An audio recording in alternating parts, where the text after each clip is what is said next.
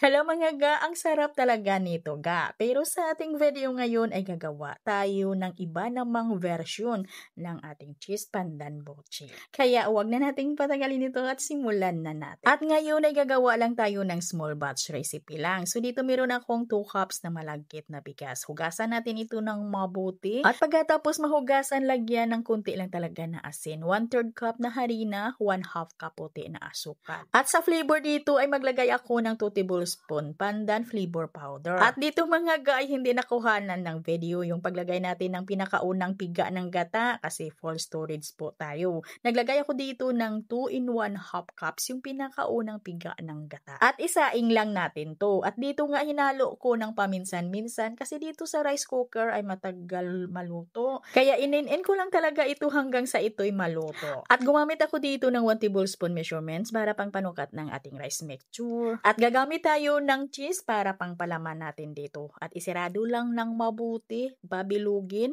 At dito mga ga ay magbati ng itlog. Palubog muna natin sa itlog para kakapit dito yung ilagay natin na pang-coating na breadcrumbs. Dito naman ay pwede naman kayong gumawa ng plain lang, yung walang flavor. At pwede din gagawa kayo ng ube flavor dito. Pagkatapos ay lutuin na sa mainit na mantika at madali lang naman itong lutuin. Hintayin lang natin na ito'y mag-golden brown. Pwede talaga nating pang negosyo. Pwedeng dublehin lang yung mga ingredients natin kung gagawa dito ng marami. At sa bintahan dito ay kayo'y mag-costing lang.